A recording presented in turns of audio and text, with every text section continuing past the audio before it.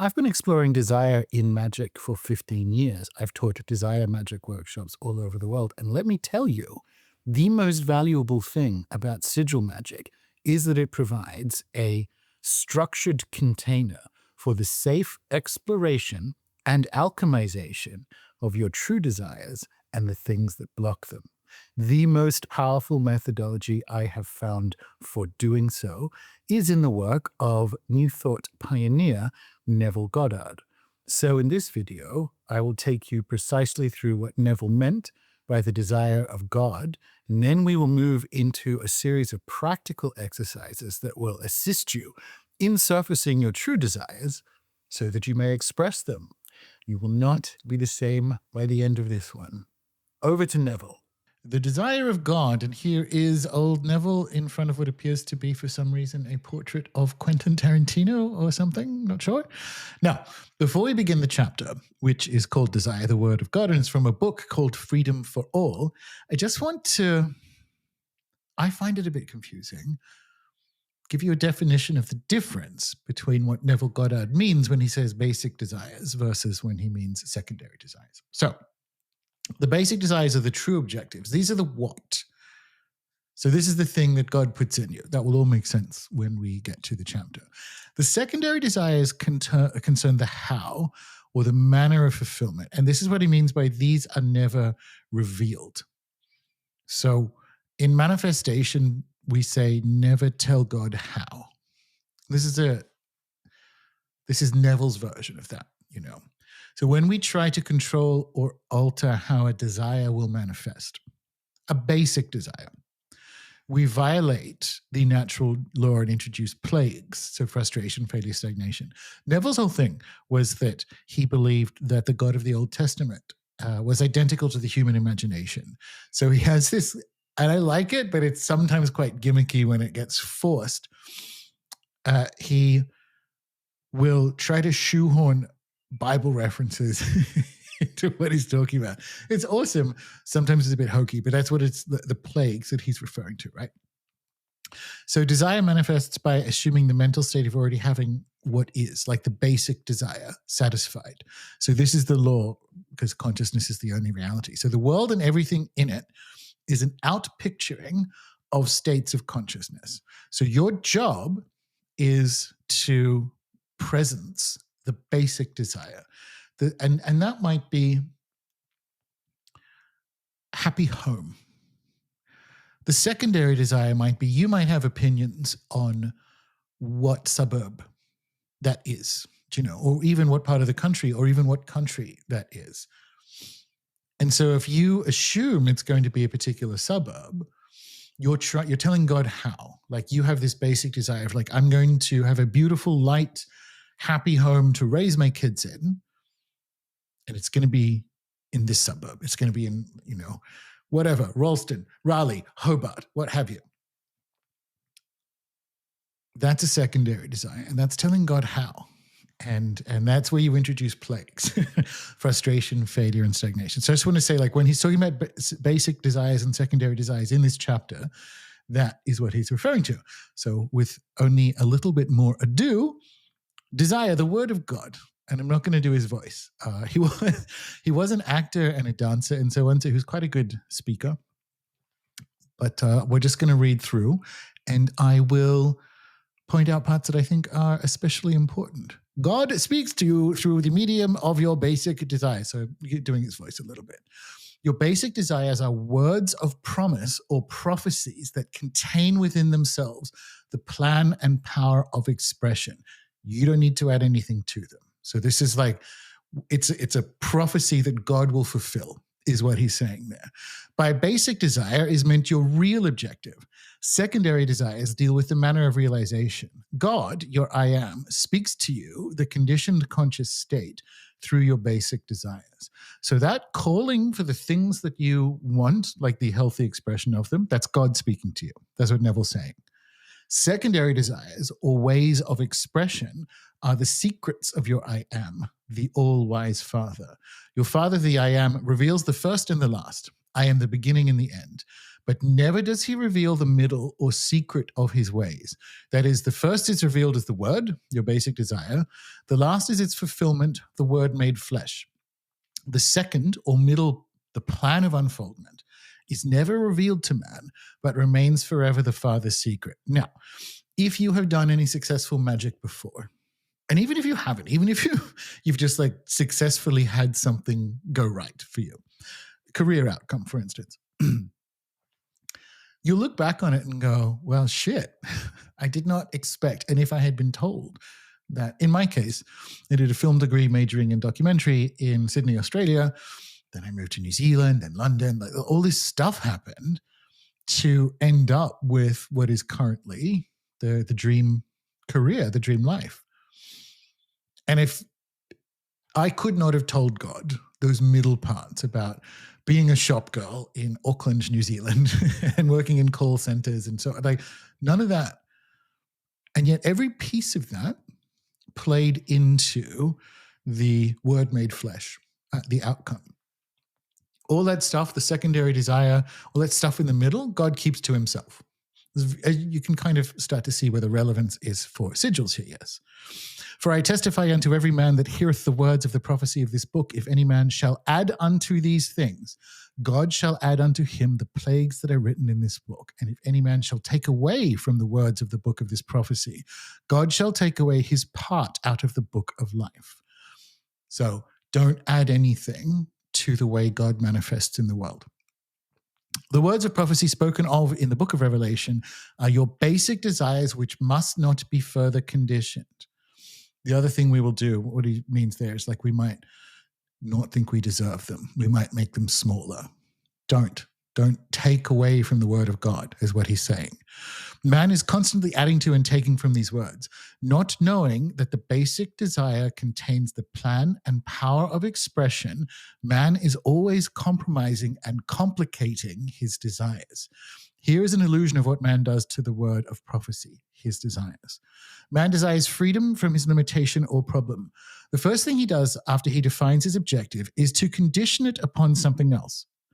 He begins to speculate on the manner of acquiring it, not knowing that the thing desired has a way of expression all of its own. He starts planning how he is going to get it, thereby adding to the word of God. If, on the other hand, he has no plan or conception as to the fulfillment of his desire, then he compromises his desire by modifying it. He feels that if he will be satisfied with less than his basic desire, then he might have a better chance of realizing it. In doing so, he takes from the word of God. We do either of these things with magic, don't we?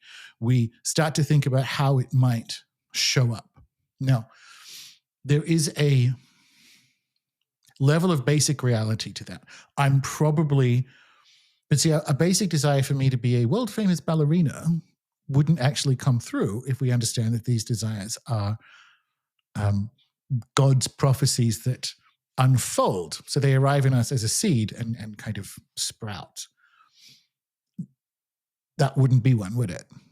If I had that desire, it would be the best thing for me to do would be like, I wonder what that's about. I wonder if I can dig into that. May well be a secondary or trauma message. I'm like, okay, why do I suddenly want to be a ballerina? And it could be like, oh, you want to do, maybe you actually want to do some dance, like take a dance class with some friends. Do you know what I mean? Like find underneath, oh, I want to do body movement in a group of friends. It's like, oh, sweet. Actually, that sounds really fun. But the other side of it is that we start to think that that basic desire for, oh, I want to be like a world famous, I'm going to stay with ballerina. No, I want to be a world famous architect. Oh, or I want to be an architect that works internationally. That's a better way of saying it. The world famous, isn't it? When you hear that in your soul and you get a little bit scared, you're like, I mean, that would be nice, but maybe being a technical drafts person at a local architecture firm is like, if I get that, I'll be happy. I'll be just as happy. Probably I will be just as happy. See? So you're taking away from the word of God there. Don't do that. And the point is, the basic desire contains its own, like a seed, its own means of fulfillment. Individuals and nations alike are constantly violating this law of their basic desire. By plotting and planning the realization of their ambitions, they thereby add to the word of prophecy, or they compromise with their ideals, thus taking from the word of God. The inevitable result is death and plagues, or failure and frustration, as promised for such violations. God speaks to man only through the medium of his basic desires. Your desires are determined by your conception of yourself. Of themselves, they are neither good nor evil. And then he's a quote, I know and am persuaded by the Lord Jesus Christ that there is nothing unclean of itself, but to him that seeth anything to be unclean, to him it is unclean. See what I mean? Just shoehorning them in there, Neville. We get it. Your desires are the natural and automatic result of your present conception of yourself. Very important. God, your unconditioned consciousness, is impersonal and no respecter of persons. Your unconditioned consciousness, God, gives to you your conditioned consciousness, man, through the medium of your basic desires, that which your conditioned state, your present conception of itself, believes it needs. This is why we're going through it. That's almost word salad. But this is the kicker in green there. As long as you remain in your present conscious state, so long you will continue desiring that which you now desire. Change your conception of yourself, and you will automatically change the nature of your desires. Desires are states of consciousness seeking embodiment. Let's come back to the architectural, technical draftsperson, famous architect version. There will be in that, let's make this one male, in that guy's life, things that happened to him as a kid that made him concerned about being very successful. Either he was told that he couldn't, and so he's like, well, maybe that I fundamentally don't deserve that. Best I can hope for is technical draftsman. Should be happy with that. Or maybe he's afraid because he's from a family that doesn't have much success historically, that if he is successful and becomes wealthy, he'll sort of vibe out of people's lives. So his current conception of himself is the thing that is most impacting the experience of those basic desires. Now, I want you to remember that, because later on in this module, we'll have a bunch of techniques for surfacing the impediments that you have personally to your own desires. Because the key medicine of sigil magic is getting out of your own fucking way. They are formed by man's consciousness and can easily be expressed by the man who has conceived them. Desires are expressed when the man who has conceived them assumes the attitude of mind that would be his if the states desired were already expressed. See, you say it out loud and go, Neville, what the hell is going on? We'll talk about this later as well, but this idea, we have it as lost a result. I did a reel on Instagram about this recently. What he's saying there is desires are expressed when the man who has conceived them assumes the attitude of mind that would be his if the states of desired were already expressed. You step into the conscious reality of the achievement and the possession of those basic desires, the fulfillment of them. That's what he means there. Now, because desires, regardless of their nature, can be so easily expressed by fixed attitudes of mind, a word of warning must be given to those who have not yet realized the oneness of life and who do not know the fundamental truth that consciousness is God, the one and only reality. This warning was given to man in the famous golden rule: do unto others that which you would have them do unto you. You may desire something for yourself, or you may desire for another. If your desire concerns an other, make sure that the thing desired is acceptable to that other.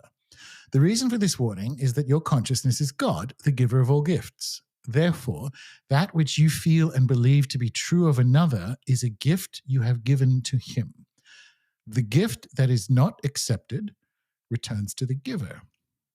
Be very sure that you would love to possess the gift yourself, for if you fix a belief within yourself as true of another, and he does not accept this state as true of himself, this unaccepted gift will embody itself within your world. So, I mean, it's obviously there's cursing examples there, but there's cursing adjacent that usually comes from trauma wounding, when you can hope or wish that someone like an ex maybe sees the error of their ways.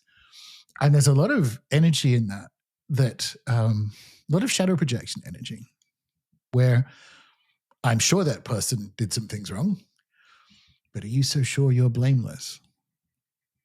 And to wish a particular kind of justice upon someone, like Neville's right, it's all the one stuff.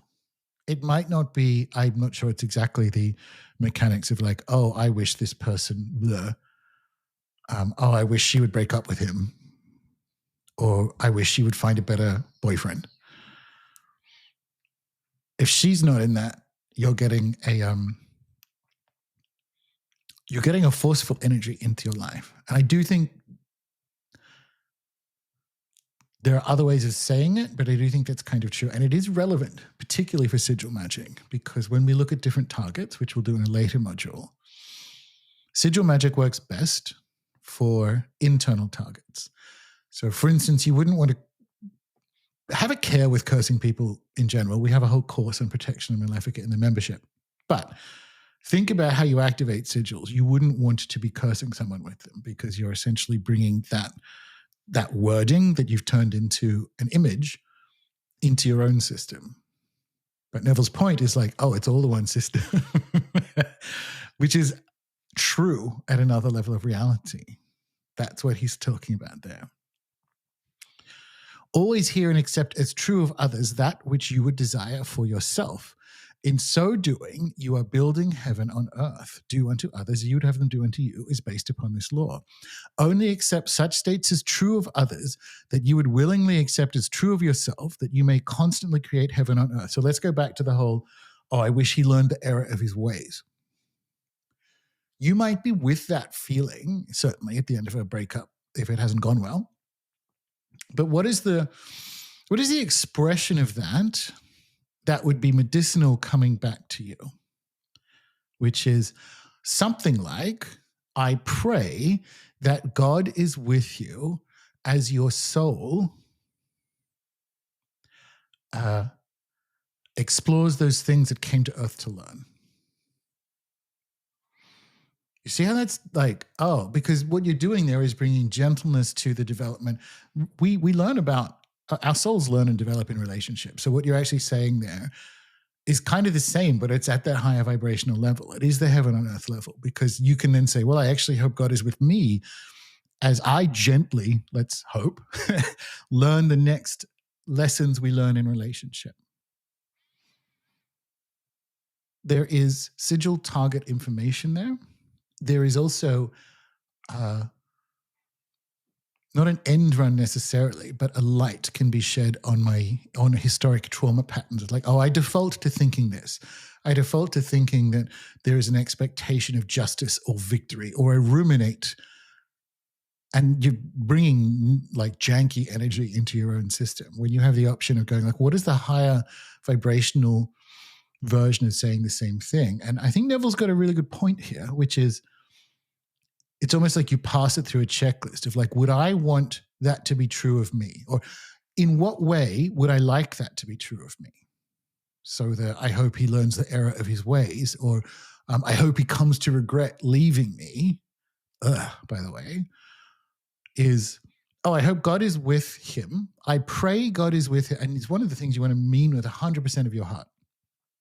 I pray God is with him as his soul, more gently next time learns the lessons it came to earth to learn. I like that. You know what I mean? This is what Neville's this is what Neville's talking about here, because it is all the one system. Where was I? Your heaven is defined by the state of consciousness in which you live, which state is made up of all you accept as true of yourself and true of others. Your immediate environment is defined by your own conception of yourself, plus your convictions regarding others which have not been accepted by them. Your conception of another, which is not his conception of himself, is a gift returned to you. Suggestions, like propaganda, are boomerangs unless they are accepted by those to whom they are sent. So your world is a gift you have given to yourself. The nature of the gift is determined by your conception of yourself, plus the unaccepted gifts you offered others. Make no mistake about this, law is no respecter of persons. Discover the law of self-expression and live by it, then you will be free. With this understanding of the law, define your desire, know exactly what you want, make certain that it is desirable and acceptable. The wise and disciplined man sees no barrier to the realization of his desire. He sees nothing to destroy. With a fixed attitude of mind, he recognizes that the thing desired is already fully expressed, for he knows that a fixed subjective state has ways and means of expressing itself of which no man knows. Before they ask, I have answered. I have ways ye know not of. My ways are past finding out. The undisciplined man, on the other hand, constantly sees opposition to the fulfillment of his desire. And because of this frustration, he forms desires of destruction, which he firmly believes must be expressed before his basic desire can be realized. If you have done the Foundations of Magic course in the membership, in the last part where we talk about manifestation,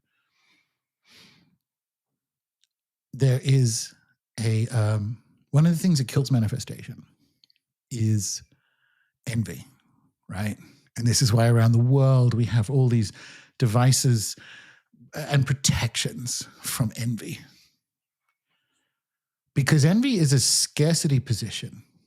It's someone has something that you perceive you want. It might be a secondary desire dysfunction there, by the way.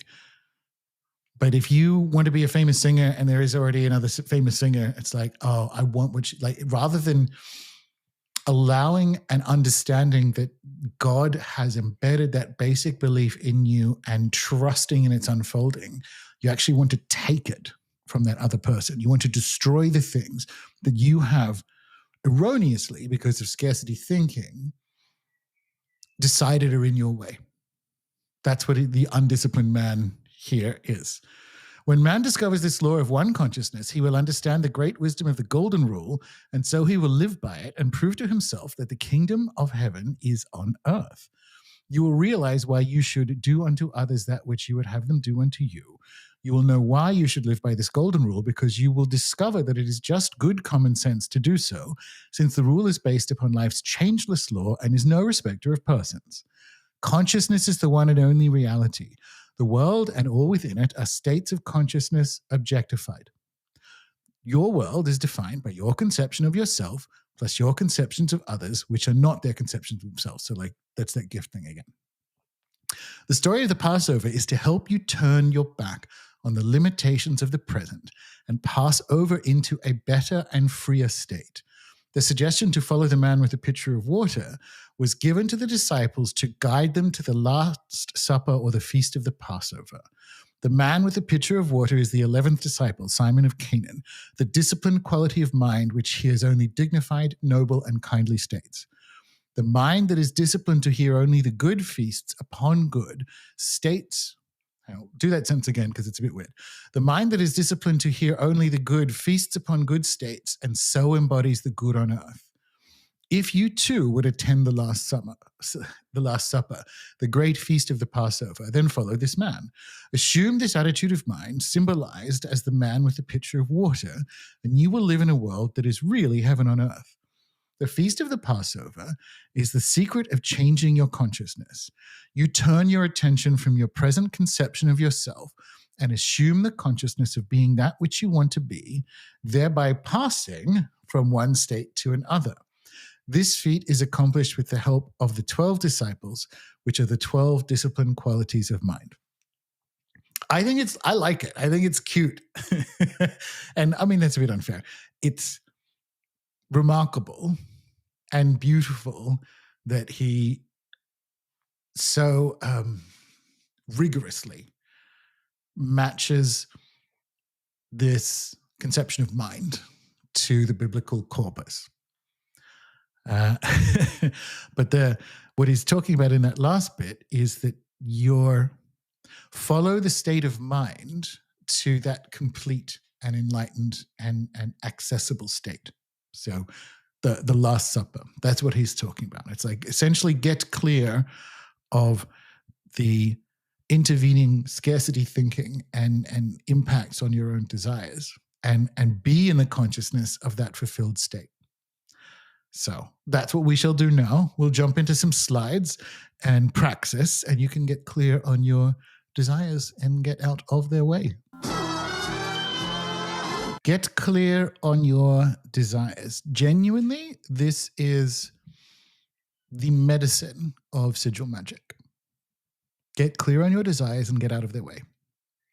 Do that, and I'm serious, your goals are 80% achieved. You might think you know what they are. You fucking don't. You fucking don't.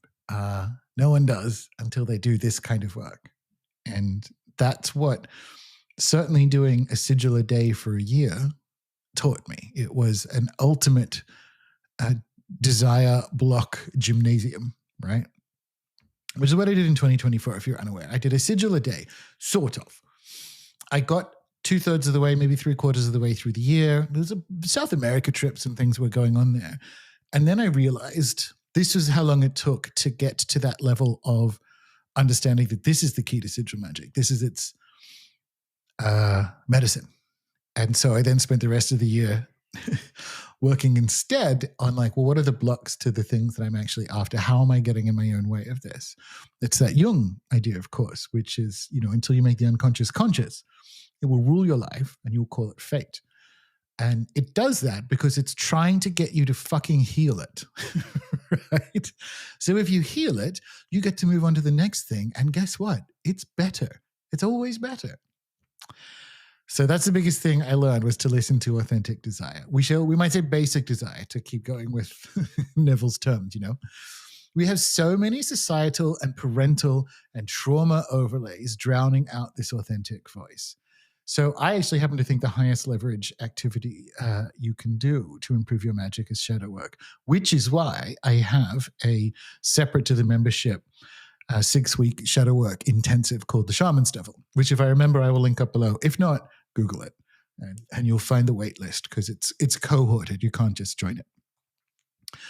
When you do something more than 300 times, like imagine what that kind of volume can do, even for people who currently struggle with understanding what they want. The other thing I like about sigil magic is that it's basically free. You do have to pay for paper and pens and things, but there's no financial or almost like geographical blocks to doing volume. So I got good at sigils and developed the method that you're going to learn about, like Sholing and so on, in London, in share houses, because I needed to, because I kept being fired and being made redundant, media life. And I certainly didn't have a room for an altar or anything behind me. I was in a share house in West London. So that was the creative conditions that allowed me to explore sigil magic, which I kind of didn't love, but I understood its value in that situation. So speaking of love, first exercise is feeling. And I really want you to do this. I want you to close your hands. And this is kind of a live example for me because, interesting, it's not Cybertruck this time.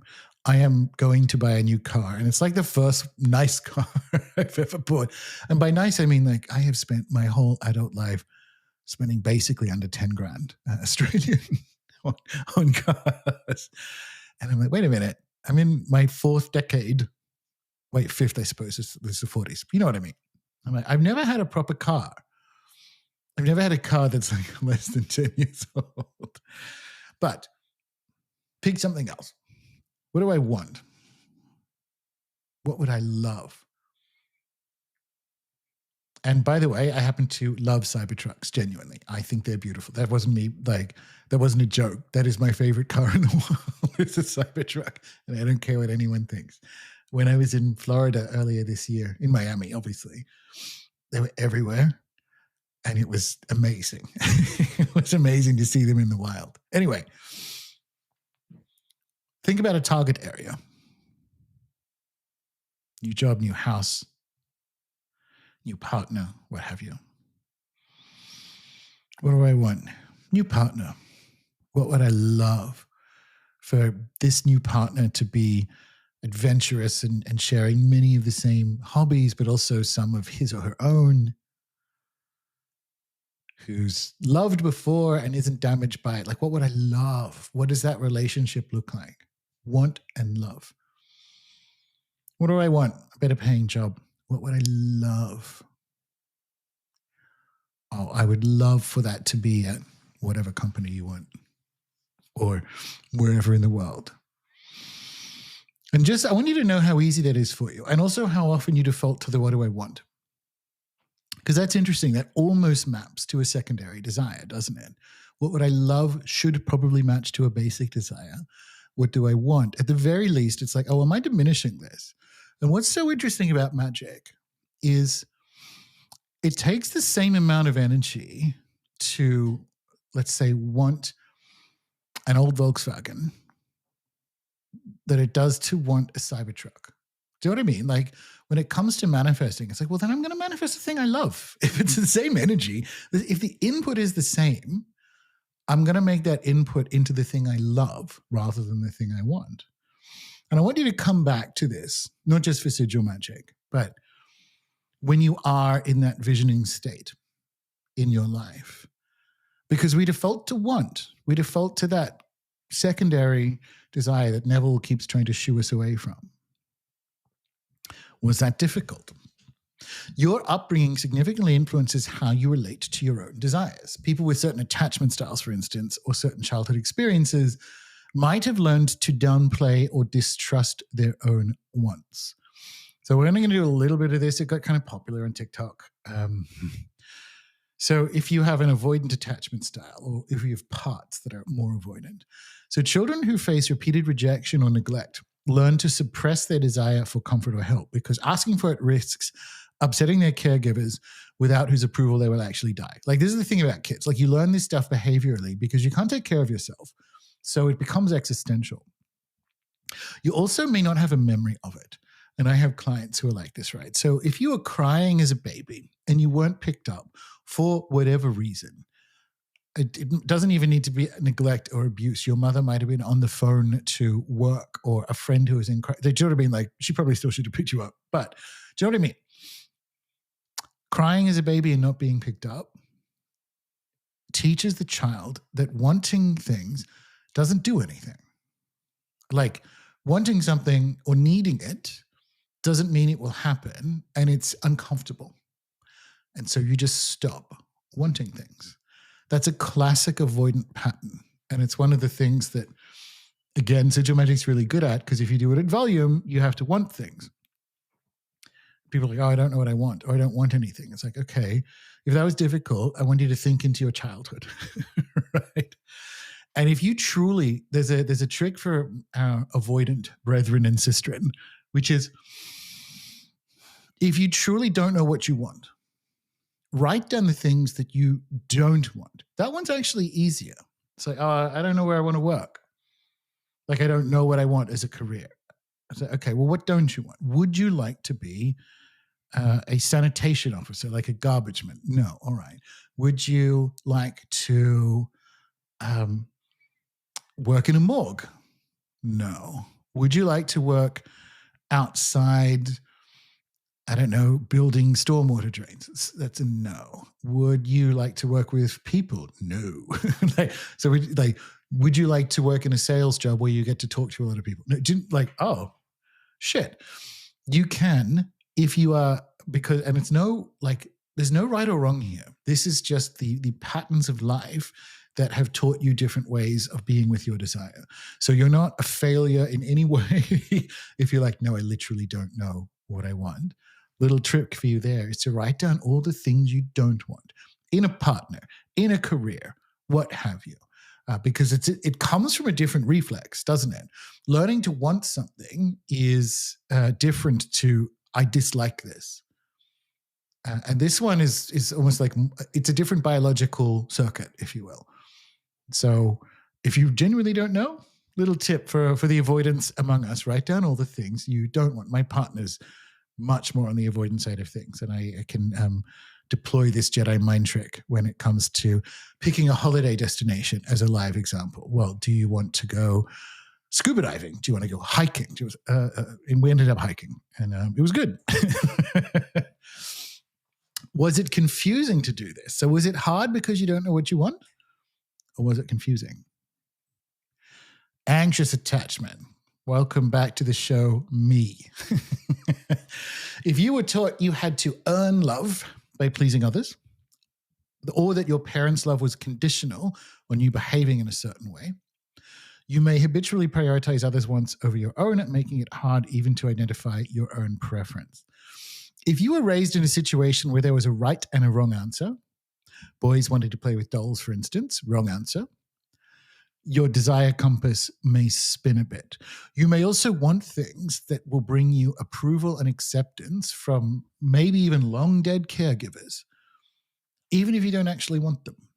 So the anxious attachment style comes from being a kid and not having your own system regulate until your caregivers were regulated. And this is usually in like a angry, abusive, semi-violent kind of house where it was more important existentially for, let's say, your father or your mother or whoever or stepfather to have what he wants, and then you could relax, than it was to find out what you wanted more was for that motherfucker to be calm and happy.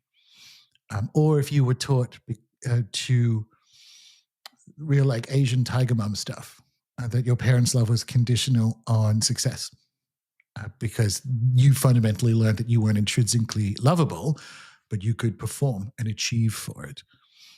This can spin the desire compass a bit.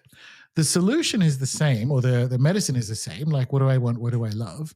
And just to even acknowledge, like, oh shit, that is difficult for me. Like, do the things that I say I want, do I want them? Or do I want the belonging that comes from an approval that comes from playing netball, having played netball every week for several years, like 20 years or whatever your answer may be? Obviously, I didn't.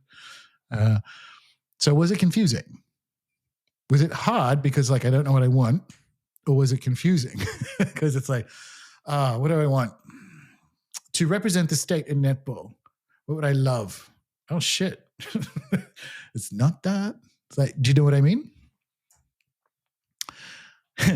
Do you have a worthlessness or abandonment word? Usually you do. We have at least, they're called exiles in internal family systems, which is like a parts work process that I use with my shamanic healing clients.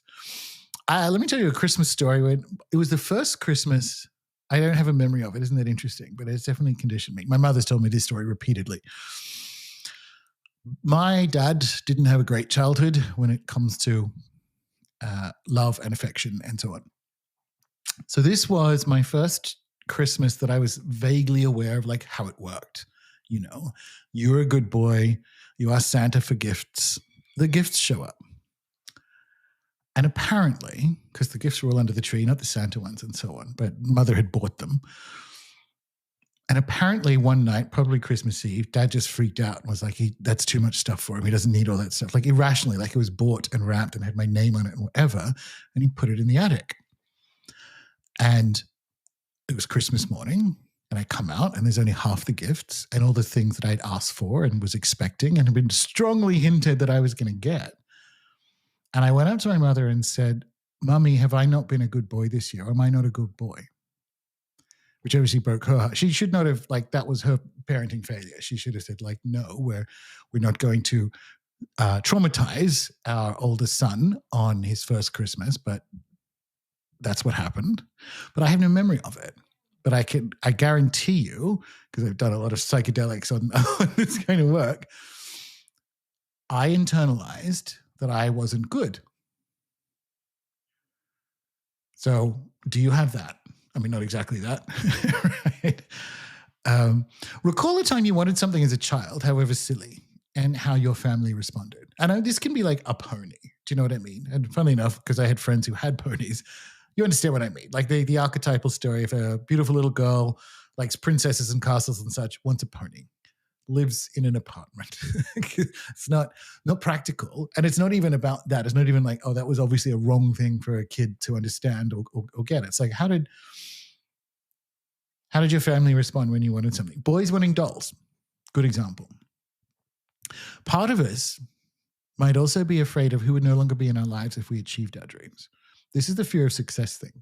If you are from a family that hasn't had a good relationship with success historically over time, or it might just be your ne'er-do-well friends and from that you actually wouldn't be friends with if you'd met them now. You know what I mean? Who are you worried will vibe out of your life if you achieve your dreams? Let's go back to the architect. Let's say he does become a world famous architect, and there's a lot of travel involved in that because you are a guest lecturer at universities in like Germany and what, like, you're away from family for months at a time. And I don't mean like your kids, I mean like friends and family, and you're moving in more elevated, intellectually stimulating circles. Who are you afraid will no longer be in your lives if you achieve your dreams? None of this is right or wrong. What we do here is shine a light, because it will impact, it will be the light that shines will shine on areas where we are impacting the expression and fulfillment of those basic desires in our life. And this is the point. Like you're offering a forgiving frame here. Like the purpose of the exercise isn't to replace therapy or a shamanic consult. It's to give you a forgiving frame of understanding for why desire work might be a challenge for you, because it is a challenge for everyone differently.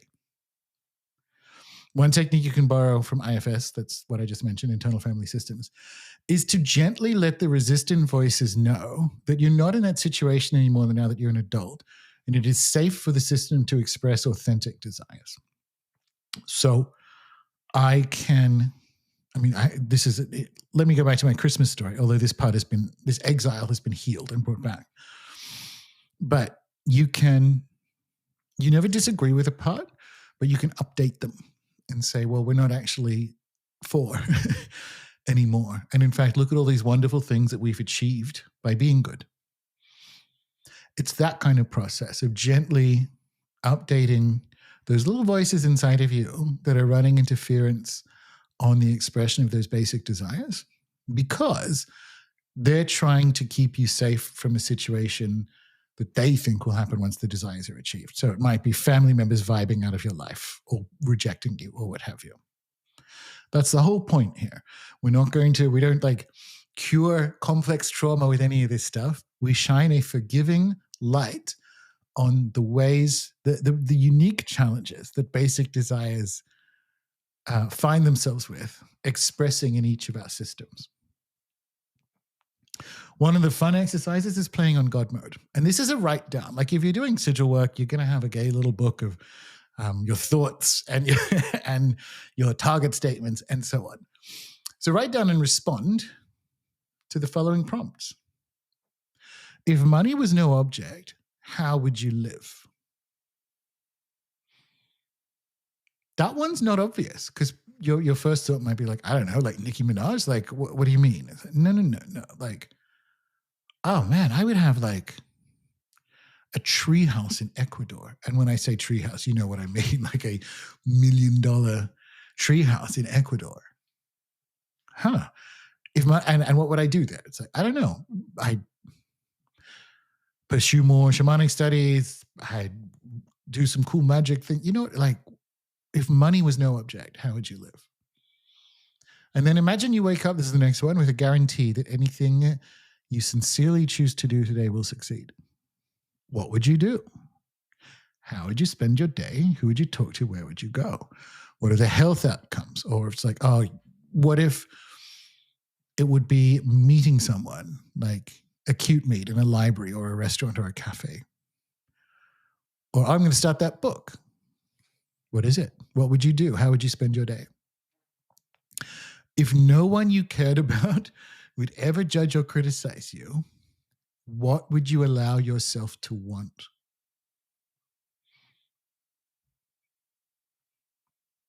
You know, and that's, I'm thinking of glib examples. This is coming back to the discomfort of being in the presence of earnest desires. Because I'm like, I don't know, a child bride, like, you know what I mean? Like yeah. What would you allow yourself to want? I've done some work on it. Like I would roll up, I don't care what anyone says, in a Cybertruck. Right? But if no one cared, what would you allow yourself to want? It's like a George Costanza, like an all velour wardrobe. If you knew actually, because I'm shopping for Christmas gifts for my family, it's like, oh yeah, the full Lord of the Rings Lego, like the $600 Barad-dûr in Rivendell, and I would want them in my living room. Like I want the living room to be bag end. Do you know what I mean? If no one cared, what would you allow yourself to want? If you knew you absolutely deserved happiness, because guess what? What kind of life would you create? So focus on the specifics, like writing a novel in a cottage by the sea. Is that the money no object? Is that the imagined waking up? Probably wouldn't be there if no one cared, unless they're the family, their own trauma patterns want to keep you around. But you know what I mean? Like reconciling with family, hiking in the mountains. Go through these scenarios and write them out. Play on God mode. And this, I got this from Jane Espenson, who was one of the Buffy writers. It's called like the 100 Bad Ideas. It's a writing prompt. So you can have that if you're a writer as well, which is if you're trying to come up with something they use on Buffy. If you're trying to come up with new episode ideas, you set a timer and you say, we're just going to write 100 bad ideas. Like Buffy travels backwards in time into feudal Japan. And eventually, and actually fairly quickly, because that would be good. Like, oh, that's a really good idea. That's why it's called 100 Bad Ideas. You get to about 15 before you land on like, oh, that will make an excellent episode. Similarly, 100 desires list at a timer for 15 minutes.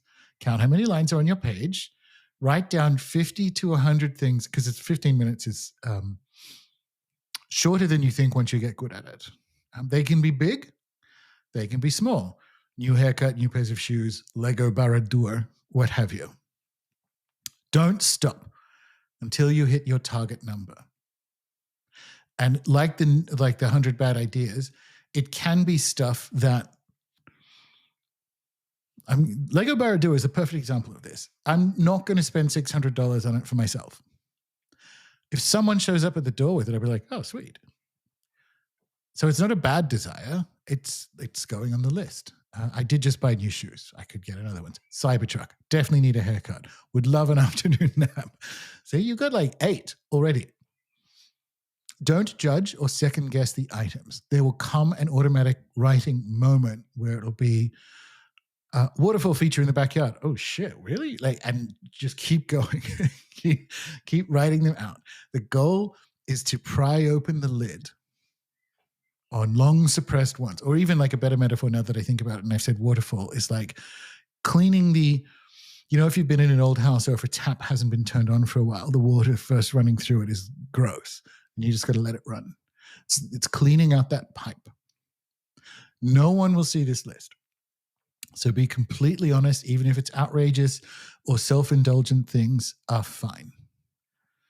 Your first 10 to 20 wants are often what you think you're allowed to want, but pushing for more allows deeper or more quirky desires to emerge.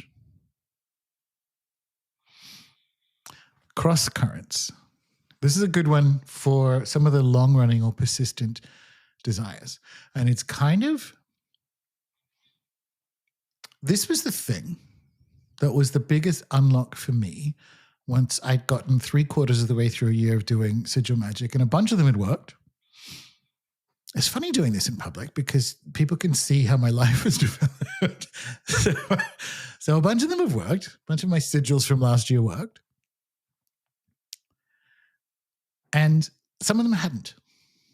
And that was super interesting to me because it obviously works. So what about the ones that, anyway, find the should. I deeply desire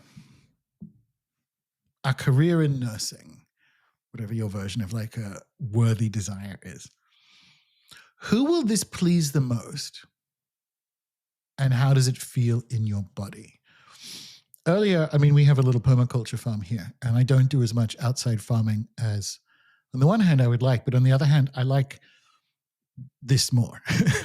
I like doing the shamanic healing and convening a community of magical practitioners, I like that more. I like the farming stuff too. I like growing things. It's spring here. It's just rained for a million fucking days. So everything's overgrown and we're a bit behind in it. But I'm good. Like this weekend, I'll get out there and do it. But I did used to be president of Permaculture Tasmania, and I am a certified permaculture designer and things. So I thought when I moved to Tasmania, it was going to be all about that. I deeply desire having some kind of permaculture professionalism as part of what I do. That doesn't feel good in the body. There's like a weird anxiousness about it. Who will this please the most? And if I'm honest about that, it's like random people in the internet clout, like what? I don't know. Find the should. I deeply desire. That's exercise 1. The second is from Caroline Elliott's Existential Kink and is immensely powerful. Immensely powerful. Find the thing that you really, really want. I absolutely refuse to have a successful career as an actor because I am deeply afraid that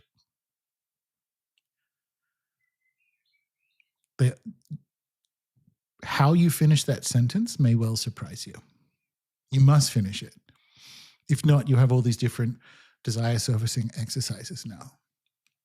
I absolutely refuse to have a new husband because I am deeply afraid that I will lose myself and my autonomy in a relationship again.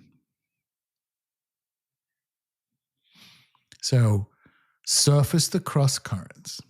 And they're not wrong because if let's go with the new husband example, whoever has that desire, it will be authentic. Oh, I would like a co-pilot to share my life with. But there's something in me that's getting in the way of it. And if it's that, then then you can be gentle with your system about it. It's like, oh, okay.